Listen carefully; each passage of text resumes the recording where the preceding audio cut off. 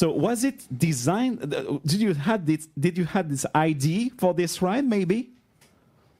Well, I mean, as I mentioned, we wanted a theme or a story to base and a character to base everything on. So we took what we did. I mean, again, we took license. It is not a literal translation of the story. Yes. But in the big poster, that the attraction poster, that as you walk across, you go to that big poster, there's a picture of Jules Verne there, and I did the poster, so I did it in that same kind of etching style. So it was meant to be representational of From the Earth to the Moon, but it's not a literal story. You kind of have to adapt and work with what you're working with. I mean, So I'm hoping that answers your question. I mean, hoping that kind of inspired people. And what happens is whenever we have a strong story and a character like that, then everything spins off of that. Whether it's the opening ceremonies or whether it's the marketing or, whatever it was going to be, then it gives the marketing people and the advertising people something to hang on. Yes. So thanks. I hope, did that answer your question? Yeah. I mean, it's not like I said, it's not literally, like some of those scenes in Horizons, which had literally just lifted out some of the illustrations from the Jules Verne's book. It was more kind of a interpretation of it, because on one hand, you want to the story and the character is the foundation of what the attraction is going to be, but we're not doing what we call a book report. And we didn't want to do the book report on, what it literally was going to be, because there's always going to be somebody who comes back and, says, well, this isn't what he really meant, or this wasn't, what the sketch was, or his intent was something entirely different. We're still an entertainment venue. So you get a foundation of what it's based on, but it's not realistically an interpretation of everything Jules Verne did. Yeah, it's more an adaptation itself. So yes. So the one thing, and remember, there's a parallel story that and it was really bugging me too.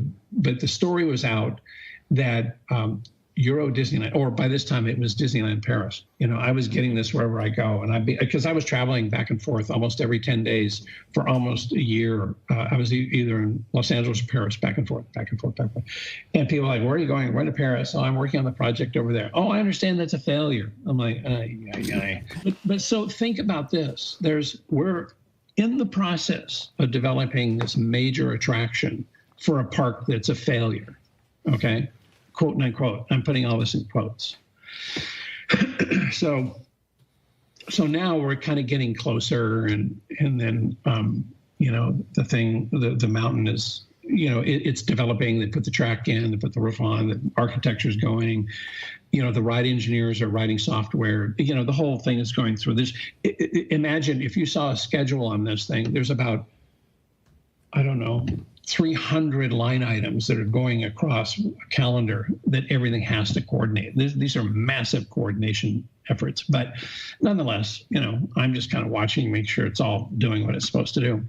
So the president or the head of Disneyland Paris now was Philippe Bourguignon. Yes. And so Philippe, and then also Steve Burke, Steve was head of kind of corporate head, but Philippe is more operational, managing the park and all this stuff. So the park is, the attraction is moving along, and we've ridden the ride, and, we did the bunny video, and let me interrupt myself and just say that the process of ride testing is a major deal. 24 hours a day, 7 days a week. We had an Imagineering brilliant guys who just sit and hang there. You can imagine, the ride has various break zones. If the ride ever gets shut down, there's no train. You have to coordinate the ride capacity. Ride capacity is all built on number of launches, and the way the ride systems work is that in between every train, there is a break zone. So if there's a problem, you can break a train, and you don't have trains running into one another. And Disney pays extraordinary an extraordinary price for high capacity. And the ride had a capacity it had a theoretical hourly capacity, which is if everything is running perfectly, of 2,400 an hour. And then what they have is generally what they call operational hourly capacity, and it's running, that's usually about 1,800 an hour. Or, sometimes you have to stop the train to get a handicapped person in, or something malfunctions. So you kind of do an averaging, but the operational or theoretical capacity is 2,400 an hour. So the ride engineers and their testing process is really quite complex. So we finally get the ride going, and at this same time, and I'll come back to this about they wanted to film, the Shoot the Moon series, because they were going to do a massive relaunch of the Disneyland Paris project. Okay. But the one thing that I do remember very specifically is Philippe Bourguignon. One really major milestone. I was having continual discussions. I'd be pulled off the site, and I was meeting with the marketing people, the advertising people, the public relations people. They always want you for interviews and all that. So Philippe Bourguignon contacts me and he goes, I've got 125 bankers. Okay, so because I got 125 bankers coming in to the New York Hotel Convention Center, and I could see he was really nervous, because on one hand, you have one group of people, the Walt Disney side, talking about, hey, we need concessions, we need to do, our parks not making the money that we thought it was, and you're not supporting the attendance and all that. And on the other hand, we're building a major attraction. You can't hide. This thing is like, it's like an elephant in a bathroom, right? I mean, it's just gigantic, right? So Philippe says, Tim, you need to get up and talk to these guys and tell them what the mountain's all about. I was like, sure, I got it, no problem. So I go over there, and there's probably a couple hundred people there, but there's 125 bankers there. These guys are all in their 3-piece suits and all that. So I explained to them, and I'm looking to the side, I'm looking at the Disneyland Paris management, and they're like, like push him out there. He's a creative guy. They won't crucify him, right? So so I get up there, and I just do my little shtick, and I have these images and show the renderings and saying, this is what it is. It's going to be a very unique attraction. And it's going to be something really special. And we think it's something that's really going to be worthy of relaunching the park. And, so, I go through my whole deal, and then I ask for questions, and all these hands go up. I'm like, yeah, sure. So this first guy, luckily I called, like, okay, front row, And this guy gets up and he goes, first of all, I want to tell you that we think this attraction is really terrific. We think it's fantastic. It looks great. So my question happens to be, with attractions like this, why aren't you building like 10 more? Why aren't you just doing more? Why aren't you expanding the park? We think this is great. And I do a quick look over, and I look at see Philippe Bourguignon. And suddenly these guys are like, a bucket of sweat under their seats. they thought these bankers were going to just go after us and say, like, if you think you're losing money, what the hell are you spending money on? Why the heck are you spending money on this thing? And and they weren't. They were like, and I did the same thing. I was just like, okay, because you can't tell the tone, people, this isn't, bankers are not comedians, they're all kind of stone-faced and all this stuff. So I said, so the other questions were like this, and then a lot of questions they would ask about, then of course somebody's always going to ask about how the park is performing and all that, which I just I turn to the business people, like, ask them, I don't know, that's not my thing. So at the end of it, I said, all right, guys, so we have a very special treat for you today. We're going to let you ride the mountain. You're going to be one of the first riders here. So group of riders. So we have buses outside, and we're going to take you all over there. And these guys, everybody got on board. So we go over park on the backside and go through all the construction fences and all that stuff. And we go into the load unload area, into the reverse side. We didn't go to the mountain, but I just said, look, I want you to know that this is a preview.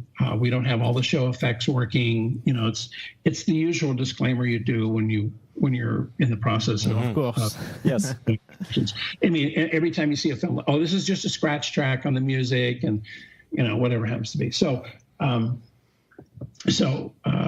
anyway, these guys all line up. This is, you know, they all come down the stairs or they all line up. They're all in order. And so almost all these guys were carrying briefcases with them. So this is the funniest thing. I mean, I just like the funniest image ever, right? So all these guys, 3-piece suit, very buttoned down, kind of business guys. And so first 24, you know, get in, and then they take their briefcases in. And once they sit down, put the over their shoulder or once they sit down, they put their briefcases right next to them. Okay. So cliche. This is not a business airplane, my friends. So it was okay. So they pull the restraints down, you know, and obviously because, you know, we were still in the testing process, we weren't running multiple trains. We were just running one train. It's only a 3-minute ride, two a minute, whatever, you know. So you know, it would take about 15 minutes to get everybody through, right? So the train leaves. And you sit there and you're looking at the load unload dock, you know, and here are 12 briefcases on each side, just all lined up. So then, you know, you hear the mountain, you know, you hear the train in the mountain, of course, you know, and so we come into the load unload, and these guys were all like, you know, most of them were like, you know, hair's all messed up and they're having a good time, and you know, it was pretty amazing. But to see those briefcases was really just like, I think I don't know if I ever took a picture of it, but it was so funny, you know. So anyway, what happened is it was a brilliant kind of. It turned out really great because they were bullish on. They were like, okay, you're here, keep going, you know, keep going, keep doing this, and it made the management of Disneyland Paris happy. And then the fact that we put them on the ride, that they could talk about it to people, you know, like, well, yeah, I've been on that. I was a business guy and I went over there, so it was pretty cool. There was another thing which you probably don't know anything about either. And one of the more amazing things that happened is that Philippe, again, was trying to get a corporate sponsorship for Space Mountain, and because they knew it was going to be a big promotional deal. And they couldn't find anybody.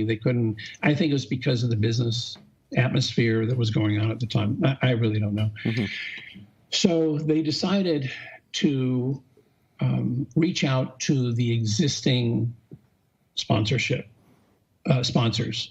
sponsors in Discoveryland, and do kind of see if they wanted to participate in kind of a group sponsorship for Space Mountain. You know, they were trying to do, well, I'm sure they were, you know, logically they were trying to mitigate some of the costs, or, you know, whatever the business side is, you know.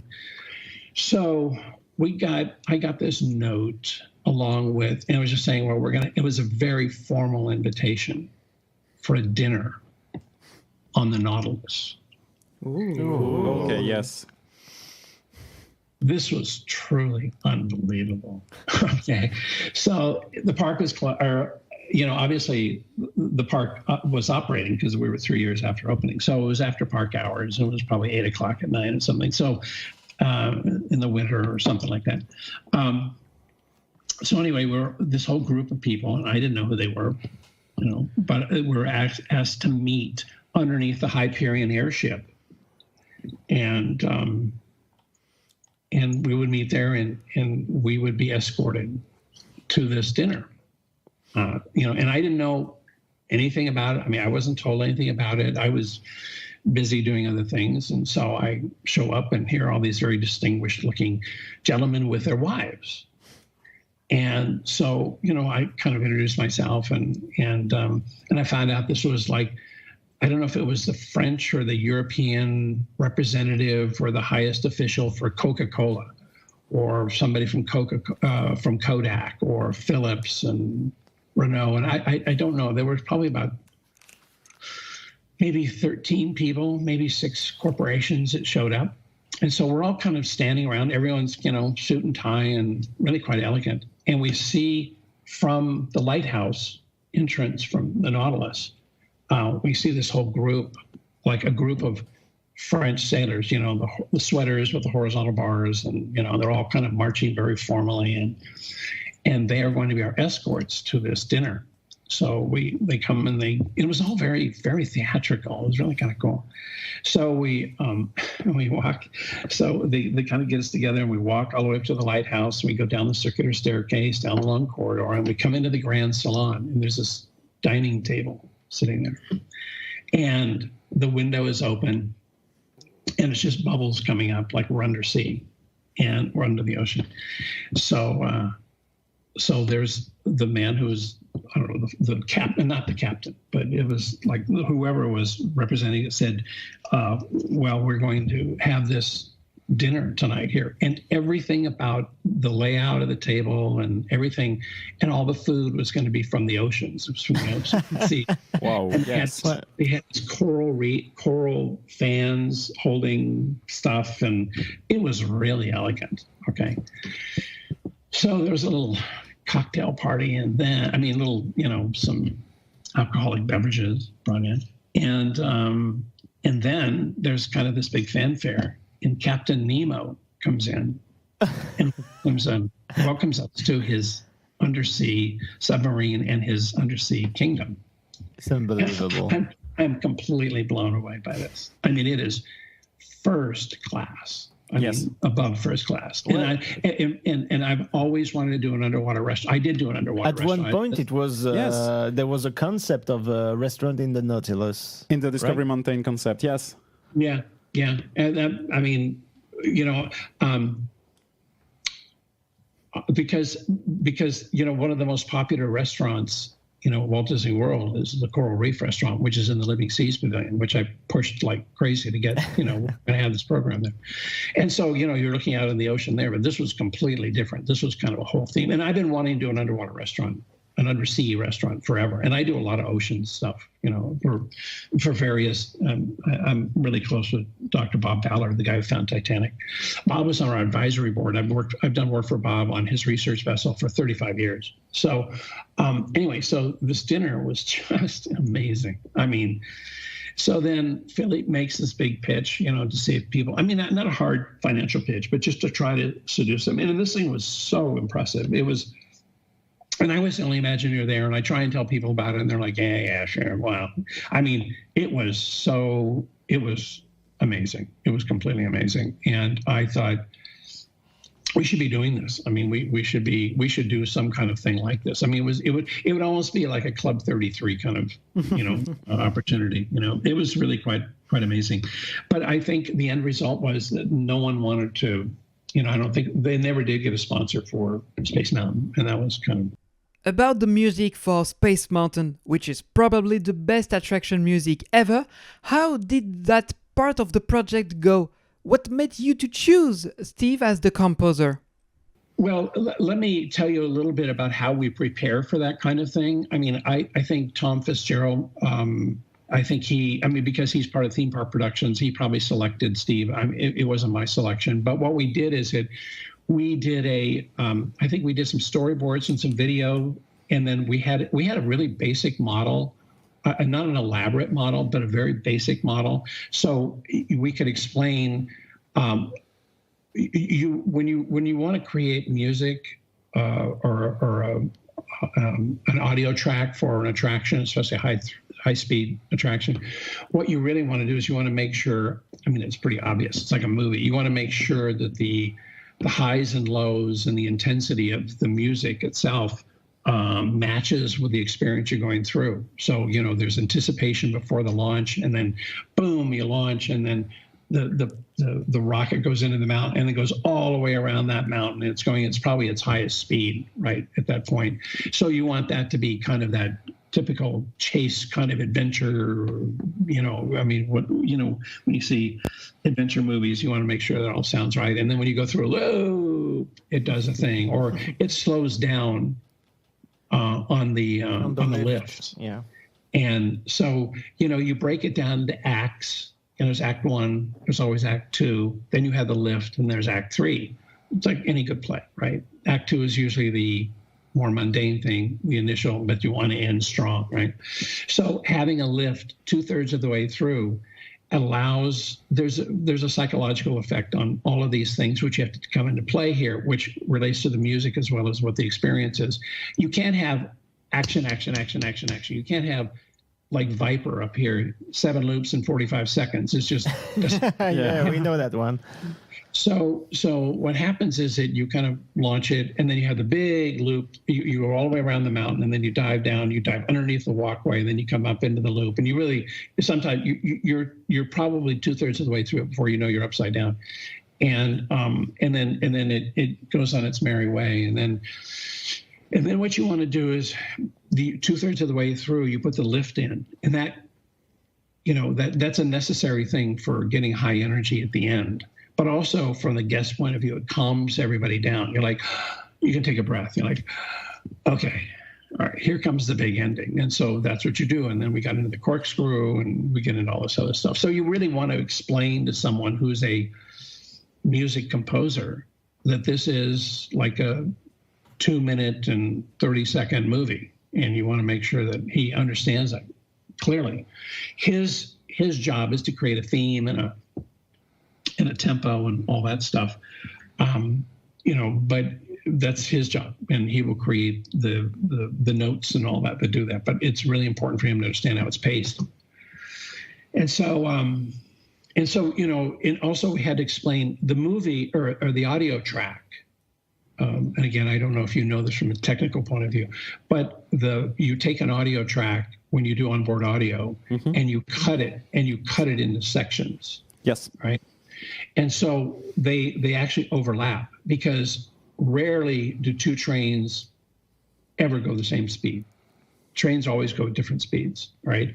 It could be weight, could be temperature, it could be early in the morning versus late in the afternoon. The trains, even though they hold 24 passengers and probably are 23, or well, I'll try maybe 10,000 kilos. Yeah, a lot of factors. They're really heavy.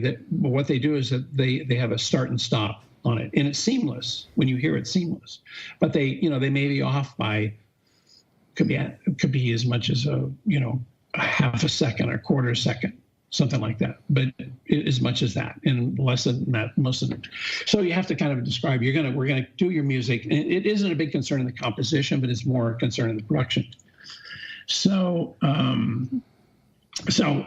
Anyway, so he starts creating musical scores, and his compositions, when he's kind of testing them out, and when he brings them to us to review, are all done they're all synthesized. Yes. So that's just what you do. So then we finally get a buy off, and it's very, as I said, it's very adventure-like, and it's very heroic and all that stuff.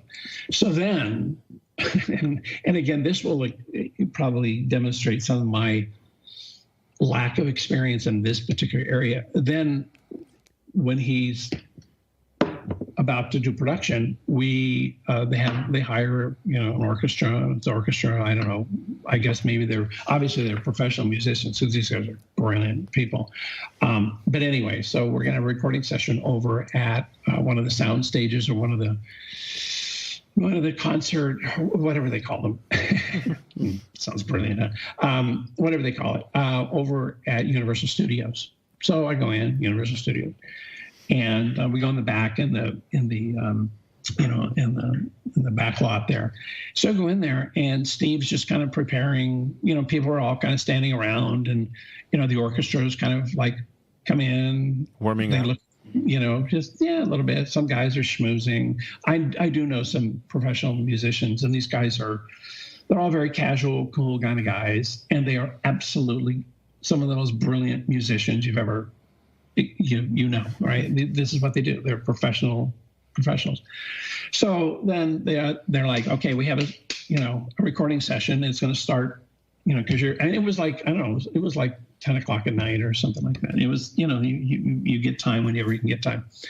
So Steve's like, okay, let's call it to order. And so these guys, they all fell in their seats. They start warming up and all that stuff. And so he's going to do, some run through. And so it's like, okay, go to the 8th bar, doing, whatever.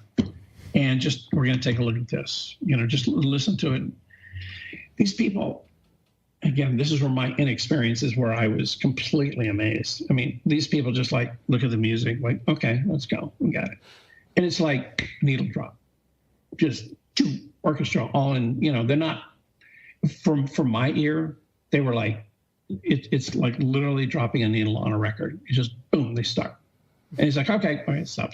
And so there's a lot of that going on. And then they get used to it. And then they start talking about more emphasis here. And, the usual kind of thing that you do when you are with an orchestra. I mean, oh, by the way, Steve was conducting. Okay, so he wasn't turning it over to somebody else. He was literally conducting the orchestra.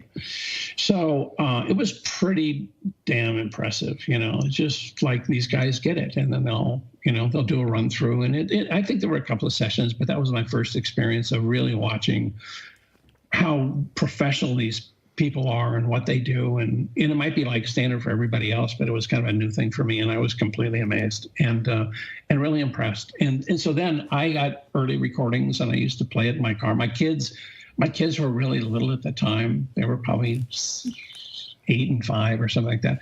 And I'd get in the car and they like, put the CD in, we're in Space Mountain, everybody in Space Mountain. So we'd drive through the mountains and, drive on the road and hearing Space Mountain, and I loved it, like everybody did. It was really well done. I have to say it was really, really well done, and it was very appropriate, and it worked. It was like, somehow like it's like the music and the ride and everything really kind of somehow it all came together, and you had a lot of highly motivated, interested people in how to do it and to be successful. And so, it ended up, when I talk about when I accepted the award for TEA on, the outstanding attraction for 1995, I just said this was the perfect attraction. It was the perfect one. It was the right one, the right story, the right theme, the right people, hugely successful, on budget, increased attendance, relaunched the park.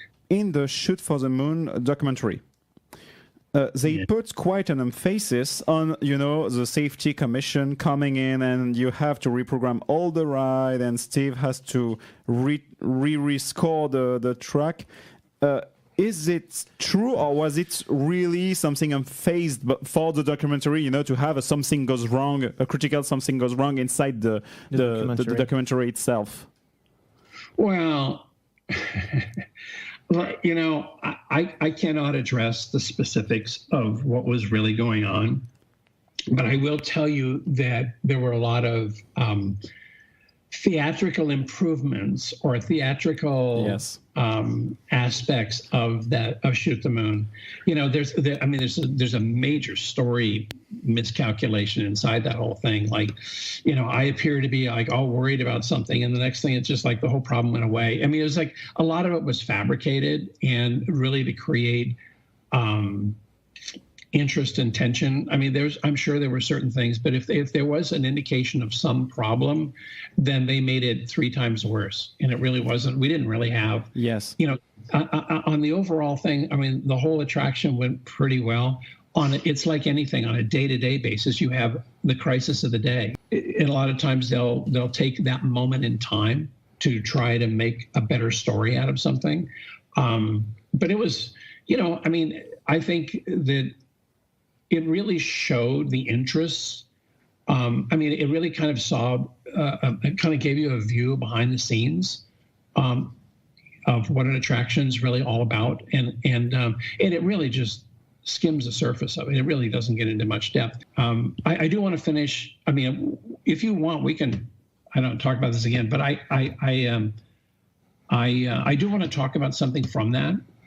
And that happens to be, and I mentioned, I think I was going to talk about this now, but I would say that a couple of things happened at the opening. And I've said this a couple of times. And so if I'm just going to say it, am I repeating myself? You can cut, whatever. But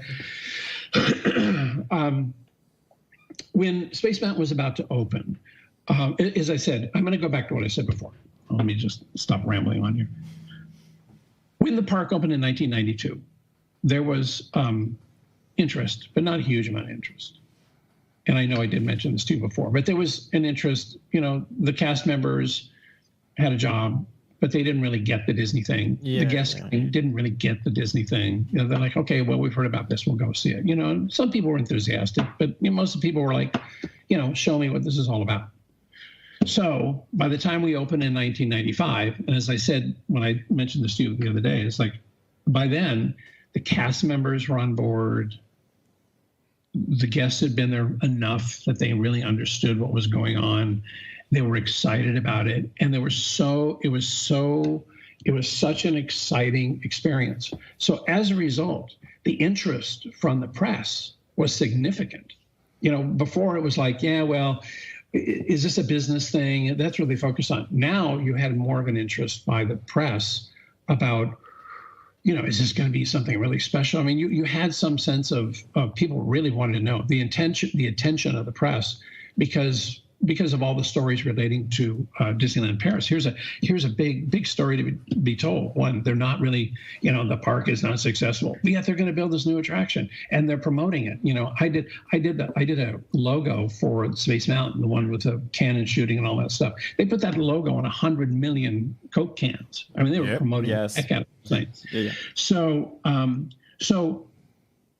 at the opening, I do a lot of press when I do that. That's just the way it goes. They're always looking for somebody to talk to and all that.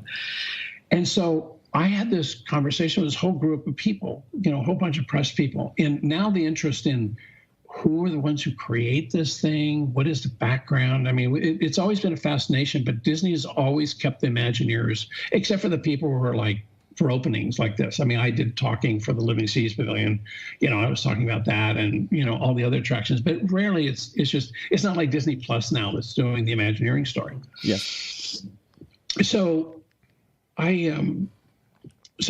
get up and people start asking these questions and these random questions. And I said, wait, let's just stop. Let me just stop. Let me just tell you a little bit about, I work for Walt Disney Imagineering. We are the design company that has one client, Walt Disney Company. It's one of the largest. At the time, it was the largest design company in the world.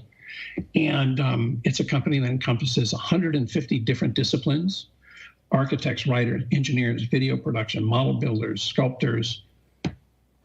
Everything is self-contained in this organization, you know. And we do all the design work for the parks. And I looked in this crowd, and these people are all like buzzing, you know, like, I don't know what, you know, what's up. So somebody raised a hand. They're like, are you saying that this is like one big giant design company? And I'm like, that's what we do, right? And they're like, why? Like, well, we thought it was like 8 guys sitting around a coffee table trying to figure out this stuff, and that's how you get it done. Like, very large coffee table, yeah. I want to tell you that this is a very serious creative company, a very serious engineering company, a very serious company that does all these disciplines for the enjoyment and safety of our guests. Well, this was a huge revelation for people. I mean, I don't know what they were thinking it was, but they were thought, you know, because they think it's a theme park and it's Disney, it's kind of irrelevant. Oh, no. This is very serious. So after the Shoot the Moon thing and all the promotions, all this stuff, the letters that I got from kids was just amazing. You know, it was like, wow, I didn't realize, you know, that this could be, and maybe you guys sent me a letter, one of you, you know, I don't know, but I got all these letters. They were like, this is amazing. And, you know, I wrote, I mean, this wasn't email. This was like letters, you know, and so I sent, you know, I responded to every one of them, and I just said, yeah, this is really, you know, it's a very serious, it's a fun business, but it's a very serious business because you're dealing with, there's a lot at stake, a lot of money at stake, lives at stake. I mean, you can't make mistakes on this. And so I've gotten, you know, I get responses every month. That Shoot the Moon thing and, you know, the descriptions of what theme parks are all about changed everything on what I do. And I said, what are you doing now? He said, well, I'm a world expert in laser technology and a bunch of other things. I went, great. That's great. I was very happy, you know, to hear that. You know, it's just, I don't take any credit for any of it. I just happen to be the guy who was talking about it, but it's just, you know, I think you have to go with your local audience. And I know that the companies, you know, as I said, they go with their own characters and properties now. And it's the same thing of putting, you know, Mission 2 and Space Mountain. And there's the same thing of, you know, of putting Mickey Mouse in that Wild West show. I just, I think if you look at from a corporate point of view, I know why they do it. The number one rule of Imagineering, if you look at Marty's old, 10 Commandments, is number one, know your audience. And I think you have to give your audience what they want. I really do. It's a pleasure to deal with you guys. I mean, you're a receptive audience, and it's fun and it's good. And it obviously this was my favorite. Working at Disneyland Paris was my favorite time in my life and at the company, because it was. The enthusiasm for wanting to do something great over there was there, and then Space Mountain really paid off, and it was just really great. It's really great, and I've worked on other projects even at Disney, and they weren't the same focus, and so it's rewarding actually and fun to go back, and especially now with people who are still interested in what was going on then and doing these podcasts. It's really fun. So I thank you for letting me do it.